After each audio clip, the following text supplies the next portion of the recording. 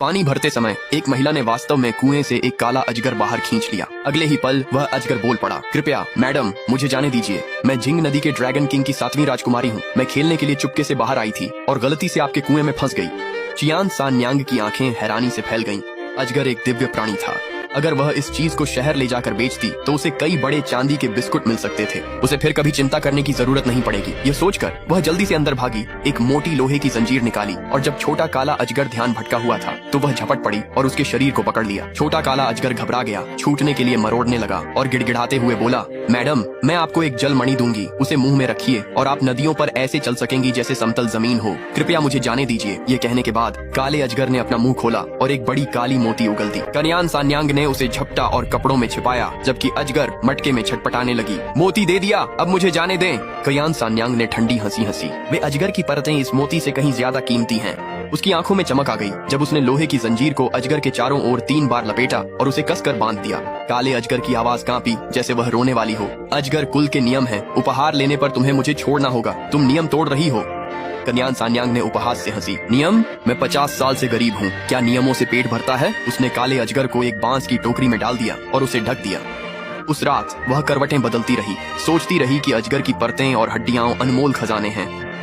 अगर वह इन्हें जीशी हॉल ले जाती तो शायद उसकी किस्मत खुल जाती। अगली सुबह जैसे ही सुबह हुई, कथियान सान्यांग बांस की टोकरी लेकर शहर चली गई। जीशी हॉल की दुकान की मालकिन वो एक तेज तर्रार बूढ़ी औरत थी। जब उसने देखा कि कथियान सान्यांग ने टोकरी से काले अजगर को निकाला तो वह सन्न रह गई। उसकी आवाज कांप रही थी। क्या वह असली अजगर है? बिल्कुल असली। कयान सान्यांग ने काले अजगर को काउंटर पर दबा दिया। देखिए जरा, इन छालों की क्या कीमत होगी? दुकानदार वो पास आकर ध्यान से देखने लगी। उसने अपनी उंगलियों से काले अजगर की छालें मली, फिर उन्हें हल्के से थपथपाया। अजगर की छालें दुर्लभ बीमारियों की दवा में इस्तेमाल होती हैं। अजगर की मूंछों से ब्रश बनते हैं और उनसे लिखे गए शब्दों में आध्यात्मिक शक्ति होती है। अजगर की हड्डियां तो और भी कीमती हैं। जितना ज्यादा दुकानदार वो बोलती गई उतनी ही उत्साहित होती गई। मैं पूरा अजगर नहीं खरीद सकती, लेकिन अगर सिर्फ छालें हैं तो मैं तुम्हें 400 ताइल दूंगी। करियान सान्यांग की सांसें तेज हो गईं। 400 ताइल में तो 3 बड़ी खपरेल वाली कोठरियां बन सकती थीं। खुद के लिए एक जवान सुंदर घर जमाई मिल सकता था और बाकी जिंदगी आराम से कट सकती थी। उसने जांघ थपथपाई। अभी खाल उतारो। काला अजगर फड़फड़ाया। नहीं, ये मेरी रक्षा करती हैं। इन्हें उखाड़ना मतलब खाल उधेड़ना है। मैं मर जाऊंगी। कयान सान्यांग को कोई फर्क नहीं पड़ा। उसने दुकानदार वू से एक तेज छोटी छुरी उधार ली। पहली छाल उखाड़ना सबसे मुश्किल था, इसलिए उसने किनारे से खोदकर जोर से खींचा।